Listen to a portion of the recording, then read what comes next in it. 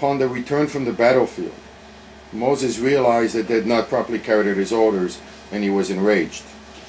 So they said that the whole idea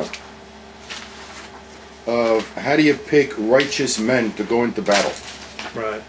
And what they talk about here is based on the concept of tefillin, where you put the one on the arm first, right, that connects to your soul, and then you put the one on the head second. Mm-hmm. So the idea is that the first one connects to your heart, and that's where your passions lay, and that's where you really start to make mistakes in life, right, when your passions are unbridled. Right. Let me see if I can find it here. It says, the Torah refers to tefillin as a sign.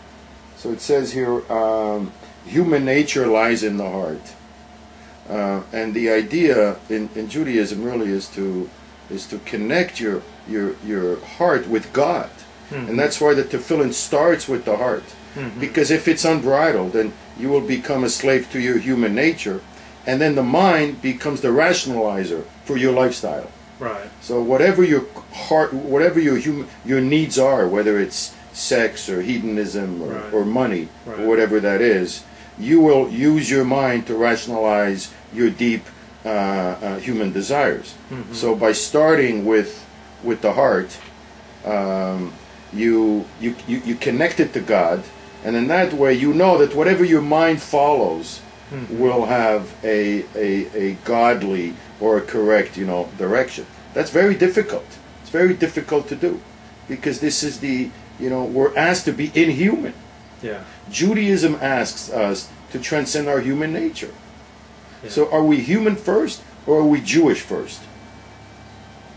And if I'm Jewish first, I will have to transcend my human nature, which is very, very difficult to do. Yeah, well, it's hard to come out of shacharit in the morning after putting on tefillin and then go out and treat people badly. There is like a leftover, like kedusha, holiness, and discipline. Like you tie yourself up in knots, and it can affect you. There's like an after effect. It can, no, absolutely. Like it's hard to come out of shacharit and then curse someone who cuts you off. I mean, It's I've true. done it, but it's a little more difficult. Well, I think if you're not conscious of what you're doing, yeah, if you're not aware as you're doing the mitzvah, yeah, if you don't have the kavanah, if yeah, you're just doing it rote, yeah, then you're so much more likely to do that. But the concept of starting with your heart, yeah, and the passions, your unbridled passions, and connecting that with God requires such a sacrifice. It requires you to sort of surrender in a way, right, and then to even to put your brain in a certain limited form. Oh, and then it speaks of God's anger, of Moses' anger. yeah, Here in the Hasidic interpretation, they try to spin the anger. Mm-hmm. So on the one hand, you often hear, well, they show Moses' anger to show that he was human, right, that he could make human mistakes. But in the Hasidic interpretation, it says that anger was a type of sacrifice that Moses made. He knew that He knew that he would lose his dignity. He knew that it was a huge mistake that he was doing. But it was so important for him to get his message across that anger was a type of sacrifice. Mm-hmm. And then, which leads to and then he forgets a mitzvah, mm-hmm, while he gets angry. Which mitzvah is that? I don't know. He forgot the mitzvah of how to kosherize utensils. Because when they came back from the war, right, it wasn't Moses that told them about the mitzvah, right, of how to kosherize utensils that have been used by Gentiles, right, and how to make them kosher. It was another person that said it. So Rashi says, how come Moses forgets this mitzvah? Mm-hmm. So the anger that Moses had made him forget the mitzvah of how to kosherize the utensils. And the Chassidut, they have metaphors for everything. Mm-hmm. So they pick, what's the metaphor for this mitzvah? Mm-hmm. Metaphor for this mitzvah that you kosherize utensils by fire. Yeah. Right? So it shows you that it's possible to kosherize impure utensils. So they say, is it possible to change your personality? Mm-hmm. Moses forgot that it's possible to kosherize your personality.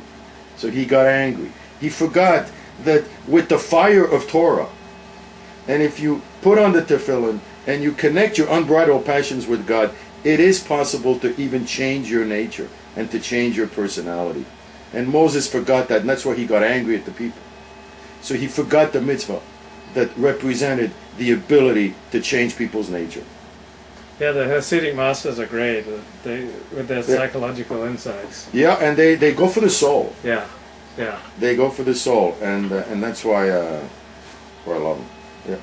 I'm thinking about getting angry and leadership, and I'd have to say of the American presidents I've known in my lifetime, I'd have to say that Ronald Reagan and Barack Obama have the best temperament because they're so cool.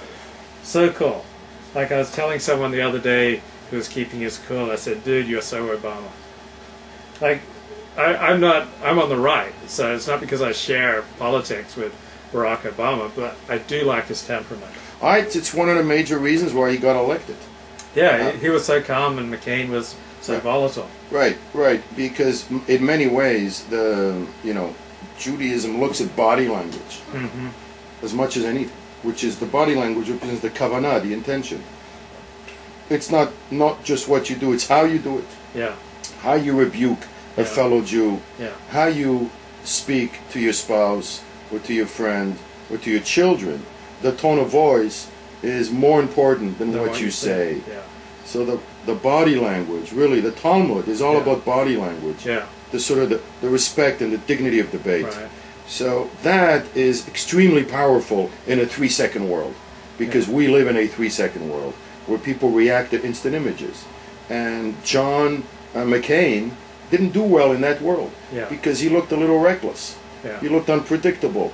And at the time when the country was going through a severe crisis, you were naturally going to gravitate towards the image that represented more sort of calm. But I think a lot of Americans got fooled because, they thought he was calm, therefore he's moderate. No, I think you know what it is. It might be that body language is not everything. No. Right. That it blinded us to substance. Right. And that's often what happens with charismatic people. Right. They blind us to substance. Right. I think that's one of the things about Judaism that's phenomenal. I was thinking about this parsha, like if, what other religion would litter their holy words with murder and killing, with the whole. Imagine if the holiest Buddhist would call on the killing of people and children, right? Yeah. So the fact that Judaism is not afraid to do that tells me it's not a self-help book. It's not a self-help book. It's not an easy thing that just. But so the body language of this parsha is really ugly. Yeah. And so is the substance. So it's a really challenging parsha. But going back on Obama, I think it's a sign that body language is not everything. And if anything, now people want more emotion out of him, like when there was the oil spill. People were saying, where's your heart? Right. So there's a difference between being calm and being heartless. And sometimes, it's a fine line. Right. We've got a very cool cucumber who's moved into Pico Robertson and taken over Beth Jacob. Rabbi Kalman Toff is a very cool, very calm man. Right. And like many rabbis, very passionate. They just totally wear their heart on the sleeve, and they're volatile, and they go off here and they go up there, and they fling their arms around, and they make great pronouncements, and they stand up and take huge stands that garner enormous publicity. And then you have like a very calm, very centered, very relaxed approach now in the pulpit at Beth Jacob. Well, it's a different instrument, and I think when you have that kind of an instrument, it allows, it gives space for the viewer, for the listener, for the congregant participate. Right. You're creating space. I think sometimes when the body language gets too charismatic, it suffocates the space. You don't sort of enter, and I think it's the Orthodox world could do a lot better job of engaging the congregants and asking difficult questions.